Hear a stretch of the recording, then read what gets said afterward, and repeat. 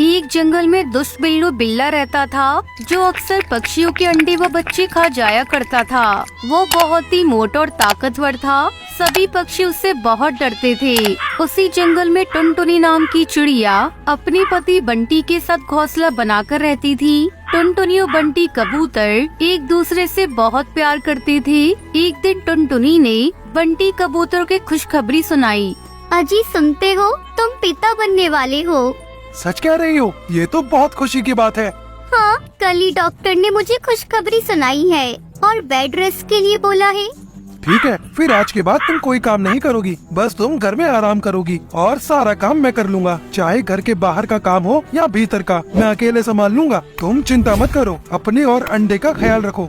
इसके बाद बंटी कबूतर घर के सारे काम अकेले ही किया करता था और टुनटुनी का बहुत ध्यान रखा करता था। एक दिन बंटी कबूतर दाने की तलाश में जंगल गया तो अचानक ही आकाश में काले बादल छा गए और तेज आंधी तूफान आ गया। टुनटुनी घर में बैठे बैठे अपने पति की लौटने की प्रार्थना करने लगी। सुबह से शाम हुई और बंटी कबूतर का कुछ पता नहीं चला। सभी पक्षी अपने अपने घर लौट आए पर बंटी कबूतर नहीं आया। मौसम में आए अचानक बदलाव के कारण बहुत से पक्षी को परेशानी का सामना करना पड़ा था। कुछ पक्षी तो घायल भी हो गए थे। ये सब देखकर टुनटुनी की आंखों में आंसू आ गए। किसी तरह रोते रोते रात काटी और सुबह सुबह ही अपने पति की तलाश में जाने का निर्णय लिया। तोताराम ने उसे रोते देखा तो उसके पास आया। क्या हुआ टुनटुनी बहन, चिंतित लग रही हो? सब ठीक तो है? क्या बताऊं भैया, बंटी कबूतर कल दाना ढूंढने गए थे, वो अभी तक लौटे ही नहीं है। मैं उनकी तलाश में जा रही हूँ।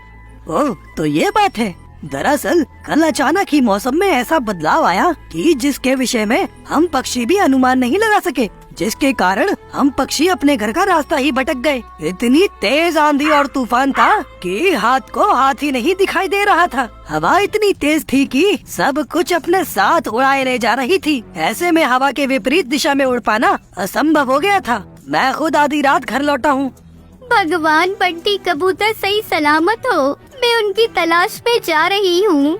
टुनटुनी, तुम ऐसी हालत में क्यों परेशान होगी? मैं हूँ ना, मैं उसे ढूंढ लूंगा। अंतिम बार मैंने उसे जामुन के पेड़ के पास देखा था, वहीं से उसे ढूंढना शुरू करता हूँ। तुम घर पर आराम करो। तोताराम ने बहुत समझाया पर टुनटुनी नहीं मानी और तोताराम के साथ साथ जंगल में बंटी कबूतर को पुकारने लगी। जामुन के पेड़ के पास उन्हें बुलबुल मिली। तुम लोग किसे ढूंढ रहे हो? मेरे पति बंटी कबूतर कल दाना ढूंढने गए थे, वो अभी तक लौटे नहीं। हम दोनों उन्हीं को ढूंढ रहे हैं। तो ये बात है, कल बहुत तेज आंधी आई थी। हवाएं पूर्व दिशा से पश्चिम दिशा की ओर चल रही थी और सब कुछ अपने साथ ले जा रही थी। मेरे ख्याल से हमें पश्चिम दिशा में तलाश करना चाहिए। चलो, मैं भी तुम लोगों के साथ चलती हूँ। धन्यवाद बुलबुल बहन। इसमें धन्यवाद की क्या बात है? एक पक्षी दूसरे पक्षी के काम नहीं आएगा तो कौन आएगा? इस प्रकार वो तीनों मिलकर बंटी कबूतर को ढूंढने लगी और कुछ आगे जाने पर उन्हें कौवा मिला। क्या हुआ टुनटुनी बहन? मेरे पति बंटी कबूतर कल से घर नहीं लौटे हैं। मैं उन्हीं को ढूंढ रही हूँ। ओह, ये जानकर बहुत दुख हुआ कि तुम ऐसी हालत में तुम्हें इतनी परेशानी उठानी पड़ रही है। चलो, मैं भी तुम्हारे साथ बंटी कबूतर को ढूंढने चलता हूँ। धन्यवाद कालू भैया। पहले भैया बोलकर अपना बनाती है, फिर धन्यवाद कहकर पराया कर देती हो। चलो बहन, जल्दी चलो, कहीं देर ना हो जाए।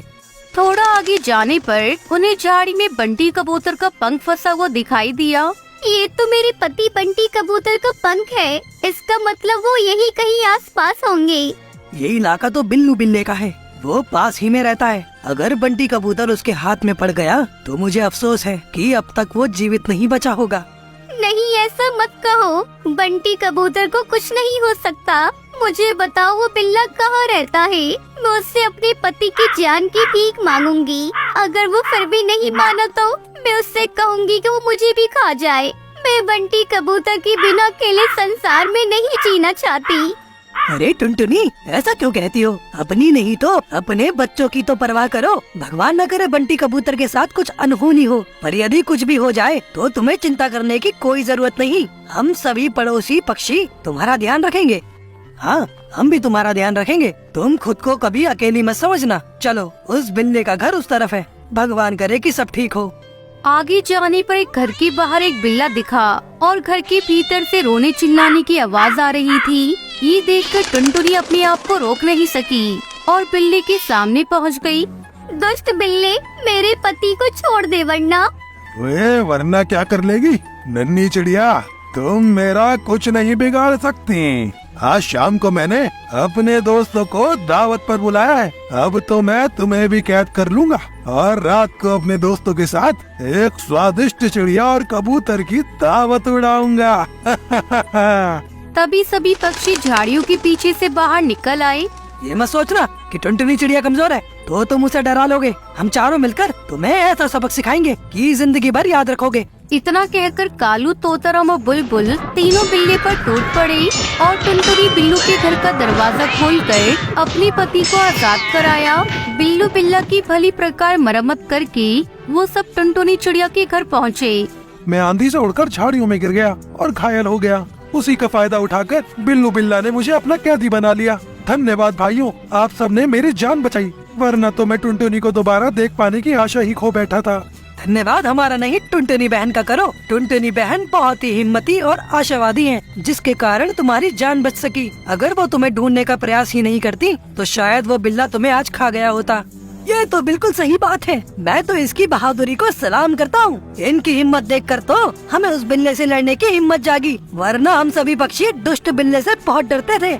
बंटी कबूतर भाई, चिंता मत करना, हम तुम्हारे भोजन और जल की व्यवस्था कर दिया करेंगे। आज से हम दोस्त हुए। बंटी कबूतर टुनटुनी ने सभी का धन्यवाद किया और खुशी खुशी रहने लगे। आज हमने सीखा कि हिम्मत वालों की कभी हार नहीं होती, लहरों से डरकर कभी नैया पार नहीं होती। एक सुंदर से जंगल में एक बरगद का पेड़ था। उसी पेड़ पर एक टुनटुनी नाम की चिड़िया ने अपना घोंसला बना रखा था। उसी पेड़ पर एक कालू कौवा था जो अपने छोटे छोटे बच्चों के साथ रहता था। एक दिन सवेरे टुनटुनी चिड़िया के पास कालू कौवा रोता हुआ आता है। अरे क्या हुआ कौवे भाई, आप इतना क्यों रो रहे हो? अरे टुनटुनी बहन, क्या बताऊँ आपको, हमारे इलाके में ना जाने कहां से एक बिल्ली आ गई है और उसने मेरे एक बच्चे को पकड़कर खा लिया। क्या बिल्ली कहां से आ गई हमारे इस इलाके में? पता नहीं कहां से आई है, पर आते ही उसने आतंक मचा रखा है। अब मैं अपने बच्चों को कैसे उस बिल्ली से बचाऊं? तभी टुनटुनी चिड़िया मनी मन सोचने लगती है।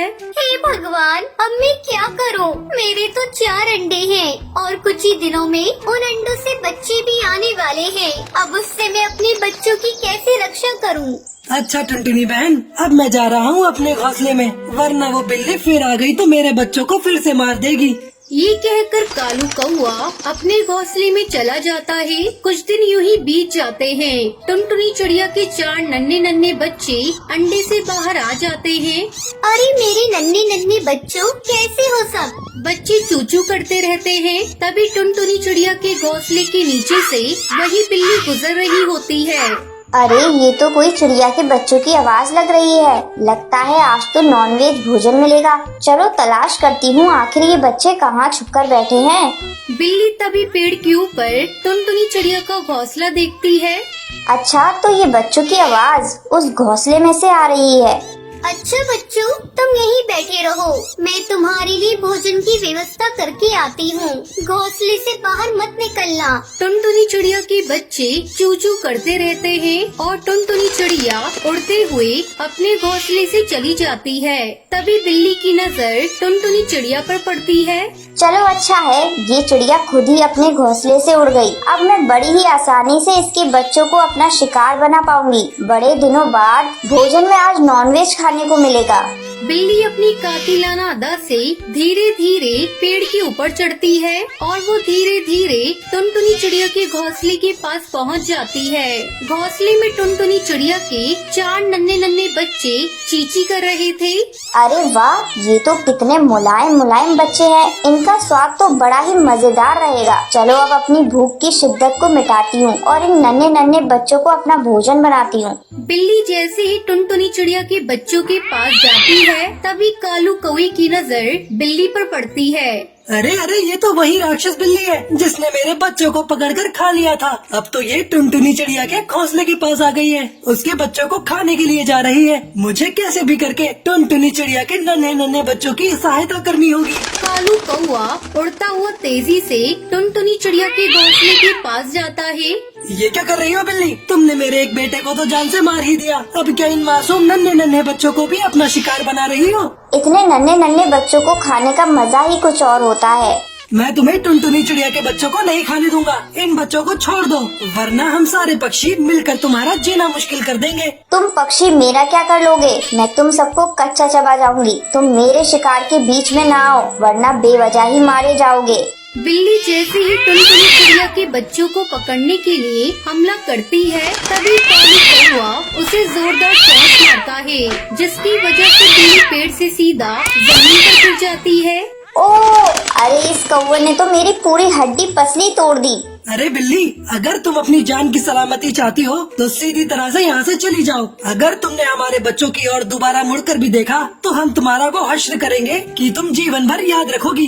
तुमने ये सही नहीं किया कालू कौवे, तुम्हें इसका बहुत बुरा अंजाम भुगतना होगा। इस बार तो मैं जा रही हूँ, पर अगली बार जब लौट के आऊंगी तब तुम्हारे सारे बच्चों को अपना शिकार बनाकर ही वापस जाऊंगी। बिल्ली, ये हम पक्षियों की संतान हैं। हम अपनी संतान पर कोई भी आंच नहीं आने देंगे। चाहे सामने इस जहाँ का सबसे खतरनाक राक्षस भी क्यों ना हो, हम उसका भी सामना कर लेंगे। बिल्ली लड़खड़ाती हुई वहाँ से चली जाती है। कुछ समय बाद टुनटुनी चिड़िया अपने घोंसले में वापस आती है। बच्चों को हड़बड़ाता हुआ देखकर टुनटुनी चिड़िया घबरा जाती है। क्या हुआ बच्चों, तुम इतने घबराए हुए क्यों हो? कोई आया था क्या? तभी कालू कौवा टुनटुनी चिड़िया के पास आता है और उसको सारी बात विस्तार से बताता है। ये सुनकर टुनटुनी चिड़िया बहुत घबरा जाती है। बच्चों, उस बिल्ली ने तुम्हें कुछ किया तो नहीं है ना? नहीं चिड़िया बहन, मैंने उस बिल्ली को बहुत अच्छी तरीके से मजा चखा दिया है। अब वह दोबारा यहाँ आने की हिम्मत नहीं करेगी। पर कौवे भाई, हमें और सावधान रहना होगा। वो बिल्ली किसी भी वक्त हमारे नन्हे नन्हे मासूम बच्चों पर हमला कर सकती है। हाँ चिड़िया बहन, आप चिंता न करो, मैं आज से ही बहुत सावधानी से रहूंगा। अच्छा, अब आप अपने बच्चों की देखभाल कीजिए, मैं अपने घोंसले में जाता हूँ। ये कहकर कालू कौवा अपने घोंसले में चला जाता है। यूं ही रात हो जाती है। सारे पक्षी अपने अपने घोंसले में अपने अपने बच्चों के साथ विश्राम कर रहे थे। तभी वो बिल्ली वहाँ आ जाती है। चलो, सारे पक्षी सो रहे हैं, अब जाकर उस चिड़िया के नन्हे नन्हे बच्चों को अपना शिकार बनाती हूँ। बिल्ली धीरे धीरे टुनटुनी चिड़िया के घोंसले के पास जाती है और एक झपट में टुनटुनी चिड़िया के एक बच्चे को अपने मुंह में दबाकर वहाँ से भाग जाती है। बच्चे की आवाज सुनकर टुनटुनी चिड़िया घबरा उठ जाती है। अरे बचाओ, कोई बचाओ, वो बिल्ली मेरी मासूम बच्ची को पकड़ कर ले गई। अरे कोई तो बचाओ मेरे बच्चे को। अरे अरे, ये तो चिड़िया बहन की आवाज है। क्या हुआ, ये इतना क्यों चिल्ला रही है? कालू कौवा उड़ता हुआ चिड़िया के पास आता है। अरे क्या हुआ चिड़िया बहन, आप इस तरह क्यों चिल्ला रही हो? वो बिल्ली मेरे बच्चे को अपने साथ लेकर चली गई। मेरे बच्चे को बचा लो।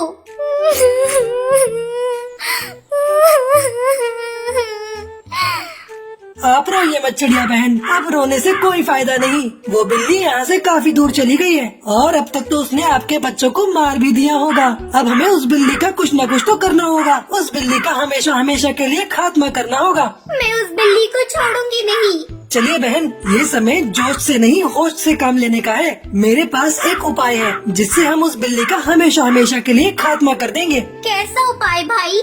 वो देखिए, नीचे गहरा गड्ढा है। हमें किसी भी तरह उस बिल्ली को इस गड्ढे में गिराना होगा। जैसे ही वो बिल्ली गड्ढे में गिरेगी, फिर हम उस गड्ढे में पड़े कचरे में आग लगा देंगे, जिसके बाद वो बिल्ली हमेशा हमेशा के लिए खत्म हो जाएगी। अगले दिन सवेरे वो बिल्ली फिर से वहाँ आती है। हिम्मत है तो मुझे पकड़ कर दिखाओ। तुझे तो मैं कच्चा ही चबा जाऊंगी। तभी बिल्ली टुनटुनी चिड़िया के ऊपर हमला कर देती है। टुनटुनी चिड़िया वहाँ से उड़ जाती है और बिल्ली सीधा कचरे के गड्ढे में गिर जाती है। तभी कालू कौवा उस गड्ढे के कचरे में आग लगा देता है, जिसके बाद उस बिल्ली का हमेशा हमेशा के लिए खात्मा हो जाता है।